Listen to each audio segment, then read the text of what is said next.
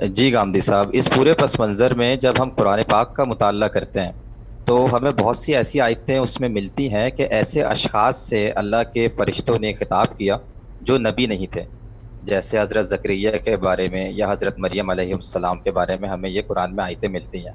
تو اگر ان آیتوں کو سامنے رکھ کر اس وقت حضور کی ختم نبوت کے بعد کوئی یہ استدلال کرے کہ جب پچھلی امتوں کے اندر بھی یہ معاملہ ہوا تو اگر آج ہمارے ساتھ بھی ہو رہا ہے تو اس کے اندر آپ کس طرح ہم کس طرح اس کی اس بات کا رد کر پائیں گے؟ اور اگر ہم حدیثیں پیش کریں گے تو کیا قرآن کے مقابلے میں حدیثوں کو ہم اس ذیل میں رکھ سکتے ہیں؟ اور اگر ختم نبوت کی آیت پیش کریں گے تو اس کا جواب تو پھر وہ شخص یہ دے سکتا ہے کہ اس زمانے میں بھی تو یہ چیز ہو رہی تھی لیکن نبی سمجھے بغیر ہو رہی تھی، تو آج کیوں نہیں ہو سکتی؟ یہ اس سے مخاطبہ الہی کا اس بات ہوگا نا، یا نبوت کا اس بات ہوگا؟ یعنی اگر کوئی آدمی یہ کہے گا کہ پہلے زمانوں میں بھی غیر نبی کے ساتھ اللہ تعالیٰ بات کرتے تھے تھوڑی دیر کے لیے برسبیل تنزل، مان لیجئے اس بات کو، تو کس چیز کا اس بات کرنے جا رہا ہے؟ مخاطبہ الہی کا اس بات کرنے جا رہا ہے یا نبوت کا اس بات کرنے جا رہا ہے؟ تو ختم نبوت کی آیت نے یہ اعلان تو کر دیا کہ اب کوئی نبی نہیں آ سکتا، منصب نبوت کا خاتمہ ہو گیا، یعنی ظاہری متبادر مفہوم یہ واضح ہو گیا۔ میں نے عرض کیا ہے کہ میرے نزدیک تو ختم نبوت کے ذکر کا ایک موقع پیدا ہوا ہے یہاں، ابھی میں نے بڑی تفصیل کی ہے اس کی، ورنہ اصل ختم نبوت کی آیت کون سی ہے؟ کذالک جعلناکم امۃ وسطا لتکونوا شہداء علی الناس ولتکونوا شہداء علی الناس ویکون الرسول علیکم شہیدا۔ اصل آیت یہ ہے، یعنی یہ اعلان کر رہی ہے اس بات کا کہ اللہ کی اب ہدایت کی اسکیم ہے کیا، آگے پوری طرح واضح کر دیتی ہے۔ تو ختم نبوت ہو گئی، اللہ نے اس کو واضح کر دیا، خاتم النبیین کے الفاظ استعمال کر دیے، رسول اللہ صلی اللہ علیہ وسلم نے بھی پوری طرح وضاحت کر دی کہ میرے بعد کوئی نبی نہیں آئے گا۔ تو اس وجہ سے اب اس بات کس کا کرنا ہے؟ مخاطبہ الہی کا۔ تو مخاطبہ الہی کے بارے میں بحث کی جا سکتی ہے۔ اب جو آپ نے مثالیں دی ہیں، ذرا ان مثالوں کو دیکھیے، وہ کیا مثالیں ہیں؟ یعنی ہم بعض اوقات مثالوں کا یا واقعات کا تجزیہ کیے بغیر ایک تعمیم کر دیتے ہیں۔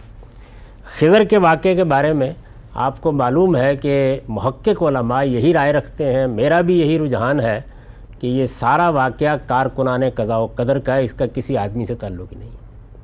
خود مولانا سید ابو اللہ صاحب مودودی نے اسی رائے کو ترجیح دی، قدماء میں سے بھی بہت سے لوگ اسی کو ترجیح دیتے ہیں، بلکہ میں نے تو اس سے آگے جا کر یہ لکھا ہے کہ قرائن بتاتے ہیں کہ یہ واقعہ بھی سیدنا موسیٰ کو رویا میں پیش آیا ہے، یعنی اللہ تعالیٰ نے فرشتے جو کچھ اس دنیا میں کر رہے ہیں اس سے پردہ اٹھا کے دکھایا ہے، تو وہاں کسی آدمی پر وحی ہونے کا تو کوئی سوال ہی نہیں ہے۔ اچھا، جن لوگوں نے خضر کو انسان مانا ہے، یعنی فرشتہ نہیں مانا، انہوں نے بھی اس کی توجیہ یہ کی ہے، جیسے مثال کے طور پر استاذ امام نے کہ وہ نبی تھے، یعنی نبی مانا ہے ان کو، تو اس لیے اس کو تو مثال میں پیش نہ فرمائیے۔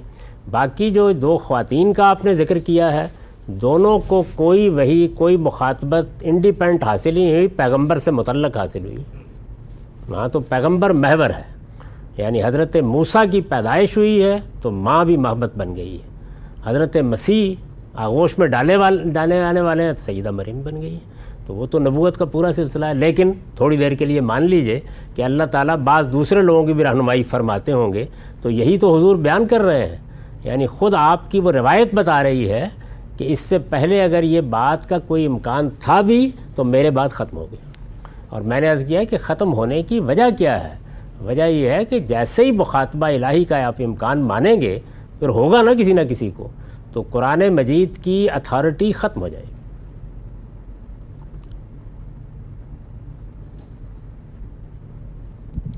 ہم سے بھی سوال ایک موصول ہوا ہے، اس لیے میں یہ رائے رکھتا ہوں کہ ختم نبوت کا انکار کفر ہے، اسی لیے یہ رائے رکھتا ہوں، اسی اصول پر اس کو کفر قرار دیتا ہوں، جس طرح اللہ تعالیٰ نے حضرت مسیح کو اللہ کہنے پر کہا ہے کہ لقد کفر الذین کفروا، لقد کفر الذین قالوا، کہا ہے نا کہ مسیح اللہ ہیں، جن لوگوں نے یہ کہا انہوں نے کفر کیا۔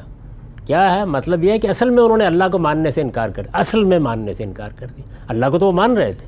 تو اسی طرح جب آپ ختم نبوت کا انکار کرتے ہیں تو اصل میں آپ قرآن مجید کو، رسول اللہ صلی اللہ علیہ وسلم کو اس حیثیت سے ماننے کا انکار کر دیتے ہیں کہ اب قیامت تک وہی دین کی فائنل اتھارٹی، یہ انکار ہو جاتا ہے اس کے نتیجے۔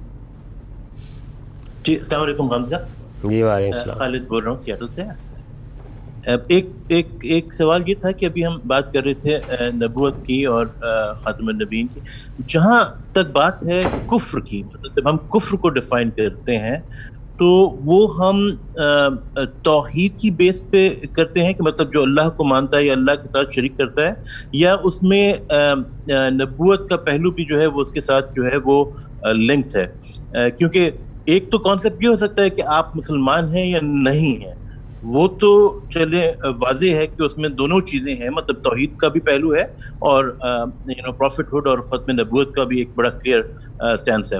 لیکن جب ہم کفر کی بات کرتے ہیں تو اس میں مطلب یہ دونوں چیزیں جو ہیں وہ پری ریکوزٹس ہیں یا ایک، تو یہ تھوڑا سا کلیریفائی کر دیں۔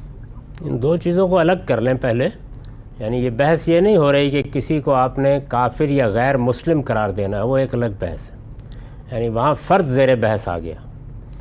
آپ ایک نظریے پر گفتگو کر رہے ہیں، تو اللہ تعالیٰ کا انکار کیا جائے یہ بھی کفر، کسی نبی کا انکار کیا جائے یہ بھی کفر، اللہ کی کسی کتاب کا انکار کر دیا جائے یہ بھی کفر۔ قرآن مجید میں یہ ان سب چیزوں کے لیے استعمال ہوا ہے، جگہ جگہ دیکھ لیجیے۔ یعنی اللہ تعالیٰ کا انکار آپ کریں گے تو قرآن مجید یہ کہتا ہے کہ یہ آپ نے کفر کا ارتکاب کیا۔ کفر کا مطلب ہے انکار کرنا۔ تو آپ جس دینی حقیقت کا بھی انکار کرتے ہیں، اگر وہ انکار آپ نے کسی دعوت کو سن کر دیا ہے، یعنی آپ کو بتایا گیا کہ اس کائنات کا خالق ہے، آپ نے کہا میں نہیں مانتا، تو کفر کا ارتکاب کیا۔ تو جو ایمانیات رسالت باب صلی اللہ علیہ وسلم نے بیان کیا اور جو قرآن میں بیان ہوئے ہیں حدیث جبریل میں، انہی کا خلاصہ آپ نے کیا ہے کہ 5 چیزیں ہیں جو ایمان میں شامل ہیں، یعنی اللہ پر ایمان، اللہ کے فرشتوں پر ایمان، اللہ کی کتابوں پر ایمان، اللہ کے نبیوں پر ایمان، یوم آخر پر ایمان۔ ان میں سے کسی بھی چیز کا انکار کیا جائے گا تو یہ کفر ہوگا، یعنی نظریے کے لحاظ سے کفر ہوگا۔ انکار کرنے والا کافر ہو گیا، وہ بالکل ایک دوسری بحث ہے۔